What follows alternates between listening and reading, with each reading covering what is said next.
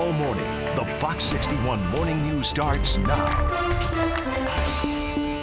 Good morning. A weather watch alert as the heat is turned on, and it's staying on. We're going to talk about it coming up. Plus, a Hamden police officer remembered just days into retirement how he lost his life and how he is being honored. Also, the Alex Jones trial continues in a bombshell moment. A lawyer for the Sandy Hook family says he caught Jones in a lie thanks to Jones's own lawyers.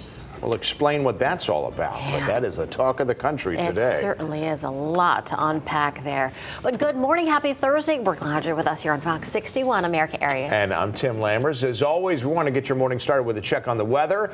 Today is, I believe, when things are going to become official heat wave-wise with the hottest day yet. Yeah, dozens of cooling centers open around the state. Yeah, remember the number's 211. I'd rather remember that number than any of the temperatures. If you need to find a cooling center, that's the number to call. There are plenty of them open. You're going to need it if you don't have proper AC in your home. Hottest of the week today is we're going into the upper 90s, and that's good enough for a record to fall here and across the country. The heat will break into 7, but it's not breaking anytime soon. Temperatures at 6 o'clock. 73 in Hartford and New Haven, Chester as well. It's not bad up in the Litchfield Hills, but you're the outlier. Look at the dew points starting to climb inland. 71 in Hartford, New Haven, 73. Very humid, very tropical out there. No relief in sight in the short term. We've got a southwesterly flow pumping in that heat and humidity. There's a frontal boundary out to the west. It does not arrive here until tomorrow, and even when it gets here, it ain't going to be that impressive. Here's what you need to know. We have an air quality, heat advisory in effect. We're looking for heat indices in the afternoon at 100 or worse, and an air quality alert for most of the state. But look, if you're not under it, this applies to you as well. If you have asthma or respiratory issues, if you get tired outside easily, this is not your day to be out. Keep that in mind. Hydrate, hydrate, hydrate, and lots of sunscreen too, even if you're not at the beach or the pool. 15 minutes or less outside, you're going to burn today, because look at all this sun we're getting. Temperatures, again, mid to upper 90s, hot and humid, feeling worse. We'll talk about that relief, when to expect it, coming up in a few minutes. Tim. Okay, let's talk about where some of those cooling centers are. In Hartford, 6 will be open today and tomorrow. Now, the downtown library will open at 9 a.m.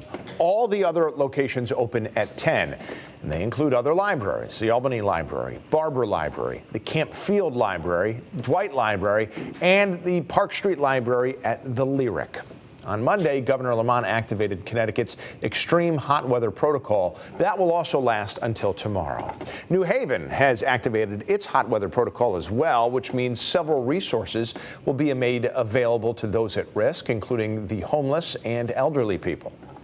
And I think it's important to underscore that with this kind of heat that we're seeing, people could potentially die. So making sure that if you are a senior, or if your family members are seniors, or your neighbor is, just regularly check on them. Various city departments will continue to check on those who are at risk. All New Haven libraries will be available as cooling centers. And as we deal with this hot weather this week, local restaurants are also feeling the hot temps. Some people may choose to eat out instead of cooking at home, and the workers, well, they are working hard trying to stay cool. Yeah, Fox 61's Gabby Molina is in Hartford to tell you how some restaurants are dealing with the heat. The last thing you want to do in this type of heat is stand over a hot grill or a hot stove, but restaurants have no choice. The good news, though, for them is that the heat can be great for business. A steaming hot summer has kept the kitchens busy at restaurants. They don't want to turn the heat on in their house, so they come out and they let us do the cooking for them. So the heat waves aren't the worst thing in the world for us. Jay Restaurant and Bar says even in this heat, the food is the only thing boiling, with many customers choosing to sit in the air conditioning. Very busy inside. A lot of people are coming in for lunch. They want to be indoors. A lot of them are like, no, we're not going to do the outdoors until the fall, and they're going inside. Even behind the stove, the AC helps keep things cool. The open kitchen has 20 tons of cooling, so the restaurant doesn't have to worry about the heat shutting them down. There is some extra preparation that goes into it, though. When you know that heat wave's coming, you better make sure all your coils are clean, your filters are changed on the air conditioner. All of our compressors are outside of the building, and we put extra fans on them to blow the heat away from them. Inside Brazilian Gullah Grill food truck, Ventilation is also key. It's not that bad, we have a hood, we have a lot of ventilation inside here, so we can manage it. Along with hydration to keep the workers safe in extreme temperatures. We drink a lot of water, actually, a lot of water. Like I can drink like 7-10 bottled waters per day. A heat wave doesn't stop customers from lining up, which means the kitchen has to keep up too. 7-8 o'clock when the sun is like starting going down, I think it's gonna be busier. Yeah, sometimes people like it too, It doesn't matter how hot it's outside, people still come in. The owner here at J Restaurant says that the biggest hindrance to their business is the rain. That's something that they haven't had to really worry about this summer as the state continues to see drought conditions. In Hartford, Gabby Molina, Fox 61 News. Gabby, thank you. Take a look at your screen here. There's a QR code you can scan with your smartphone that will take you to a link to download the free Fox 61 News app. You can use that to get the latest forecast, get weather alerts, and there's other resources that are available during this extreme heat for you there. Okay, let's get a check on the roads here. 6:06. Lauren Zenzi joins us. I hope everything is fine with people's early ride into work. Yeah, as of right now, things are looking good. It actually looks like a fidget spinner is behind me when you look at the all of the clouds right there. Doesn't it look like a fidget spinner? I just want to go. Pew, pew. My son loves those things.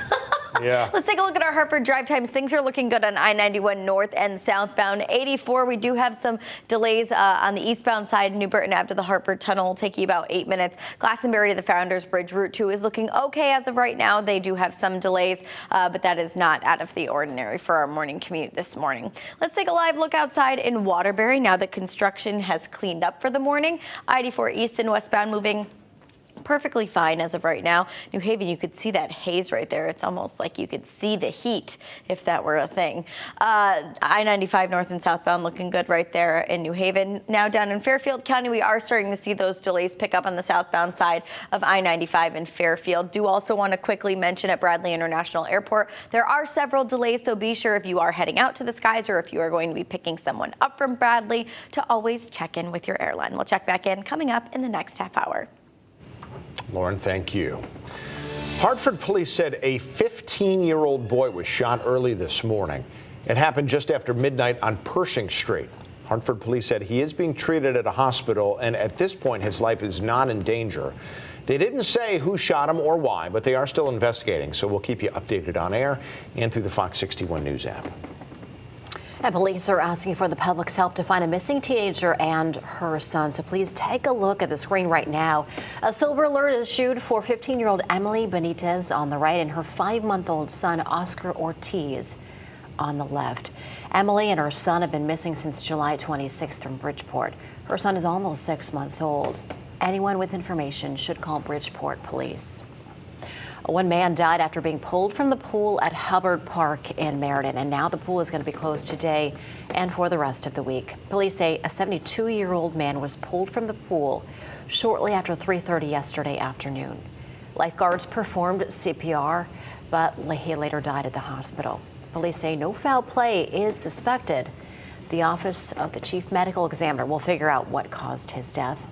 The city says the pool will stay closed until Monday, August 8th. The Hamden Police Department is mourning the loss of one of their own. 65-year-old Michael Pantera was killed in a car crash in North Branford Tuesday night, just days after he retired. Fox 61's Alicia Machado spoke to those who knew him.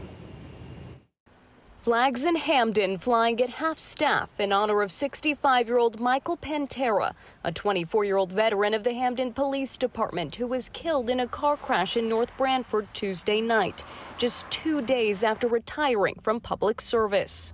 He was the true public servant. To say that we're all shocked and saddened here is an understatement. Pantera worked in the patrol division and was a friendly face at community events. Hamden Mayor Lauren Garrett sharing this photo of Pantera with her kids at the town's Pride event. He's just a really nice guy, and he was just really supportive of all of our events. A local man through and through, Pantera was born and raised in Hamden and went to Hamden High School. The city says officers are required to retire at age 65, but Acting Police Chief Timothy Wydra says Pantera wanted to stay on the force. He really enjoyed working here, working for this town, You know, 4 or 5 days ago, I was at the podium here with him, shaking his hand and giving him his retirement badge and having a piece of cake with him. And now he's gone. And it's really tough to put into words those emotions and those feelings. North Branford police say Pantera's car crashed along Foxen Road sometime before 7:15 p.m. Tuesday night. First responders tried to save him, but it was too late. We mourn him, we miss him, but we honor him, and we certainly thank him for everything he did here. Alicia Machado, Fox 61 News. Some bad news for UConn women's basketball. Paige Beckers will be out the entire upcoming season. UConn says the junior guard tore her ACL in her left knee on Monday during a pickup game, and then an MRI confirmed the injury. Well, this coming just as Beckers recovered from a fracture in the same knee last season.